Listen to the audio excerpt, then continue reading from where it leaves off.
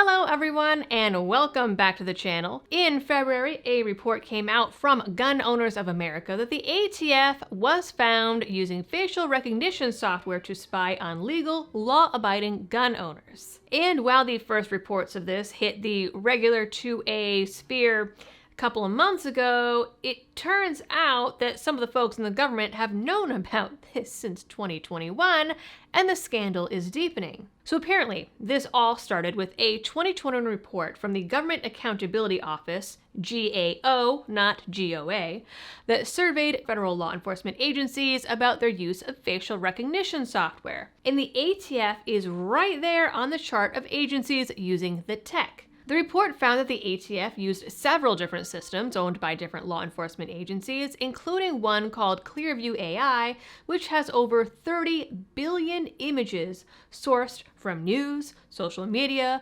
mugshots, and all kinds of other places. The report also found little to no accountability or safeguards as to how these programs were used, to the point that the ATF just let loose their employees to use it all willy-nilly without any training on its use, how it works, appropriate ways to use it, the appropriate photos to use, or even how to interpret the results that it spits out. This was even corroborated in a U.S. Commission of Civil Rights briefing held last year. The GAO scolded the ATF on how this all could impact civil liberties and turn up bad results that could lead to prosecuting innocent people. They also said that the ATF needed to re-evaluate using this tech as it would have a chilling effect on people exercising their rights. Fast forward to 2023, and a new GAO report found that the ATF had gone forward anyways and had conducted at least 549 facial recognition searches on gun owners between October 2019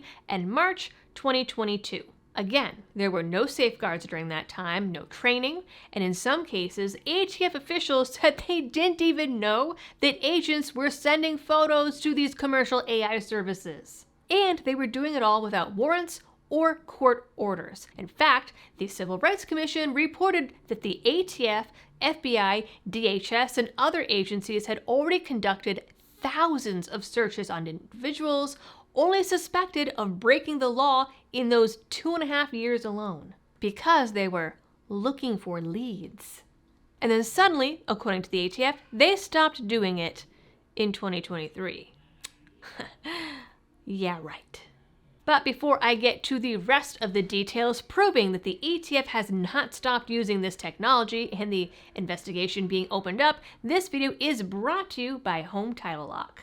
Did you know that American homeowners have over $32 trillion in equity? And criminals are targeting it with a growing scam the FBI calls house stealing. Scammers can transfer your title out of your name using a one-page document they file at the county, then they can take out loans against it or even sell it behind your back. And the scariest part is that you won't even find out about it until collection or foreclosure notices start arriving in your mailbox, leaving you with a financial and legal nightmare. The best way to protect your equity is with Home Title Lock's exclusive $1 million triple lock protection. This service offers 24/7 monitoring, urgent alerts, and if fraud should occur, their US-based restoration team will spend up to $1 million to fix the fraud and restore your title. It's basically like one of those credit monitoring companies, but for your house. So, when was the last time that you checked on your title? If you're like me, the answer is never, because I didn't even know that this was a thing. That is why I have partnered with Home Title Lock to offer you all a chance to make sure that you are not already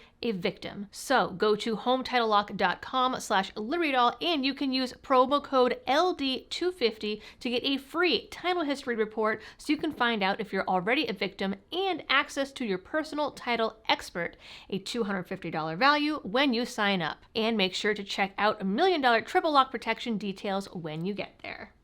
So then, we have the July 2024 assassination attempt on Donald Trump. During the investigation, Senator Ron Johnson of Wisconsin discovered that photos of the shooter were sent to the ATF specifically for them to use their facial recognition on it, the AI that the ATF claimed to no longer be using. And it turns out that that's sort of half true.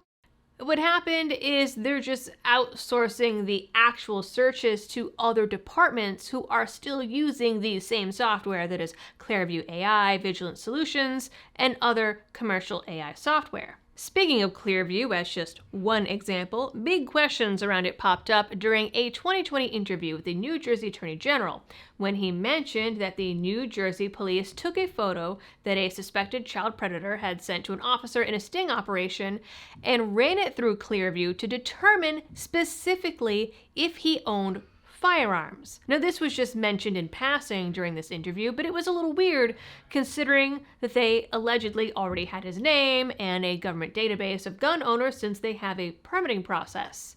And it's kind of weird that they would run it through AI and facial recognition software anyway. But ultimately, the AG ordered the cops to stop using the software. In fact, he flat out banned it, saying that it was inaccurate, racist, and pulled too many false positives. So we have at least one supposed example of this tech going awry. Now, in February, GOA reported on this and was concerned that the ATF would use the software with their searchable non-registry that they absolutely don't have because that would be totally illegal, the 1 billion records and counting, and the illegal photos they take of 4473s are totally innocent, you guys. The fact that they upped their knock and talks under Biden and showed up on people's doorsteps magically knowing what they owned was a total coincidence. Now, the ATF claims the database isn't searchable because they use Adobe and that feature is shut off. But there is nothing stopping them from turning it back on.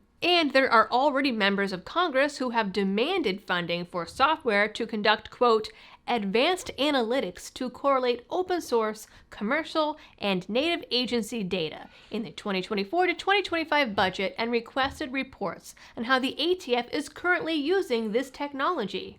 And if the New Jersey police were already using these same programs to determine if perps were gun owners back in 2020, I think it's a pretty reasonable leap that the ATF could be doing the same thing or matching names with faces in their databases or whatever else. We already know from the last big FOIA reveal that the ATF is all over social media looking for, quote, soft threats to the public. And even if people aren't found to be threats, they're still put in a nice little box to surveil for however long. Now, Rep. Andy Biggs of Arizona has penned a letter to Kash Patel demanding an investigation into how the ATF is using AI and facial recognition to ID and track gun owners. Specifically, he is demanding all internal and external communications between the ATF and facial recognition providers, all contracts, payments, and agreements related to biometric surveillance, all emails, memos, and instructions from ATF leadership regarding the use of the technology, all training materials created by the ATF for the technology, any reports, documents, or communications around employees' improper use of the technology, and all documents and communications between the ATF and other law enforcement agencies referring to or relating to the use of the technology. All of this stemming back from January 1st, 2019 to the present with a deadline of April 10th. Considering all the other ways the ATF and the rest of the government have been caught with their hands in the cookie jar, none of this is a big surprise to me. We'll see if the ATF complies with the investigation, which honestly would probably be the biggest surprise here, and what comes of it. Alright, ladies and gentlemen, that is it for this video. You guys know the drill. For all of the algorithm things, please do them. And as always, thanks for tuning in. Stay safe out there, and happy shooting.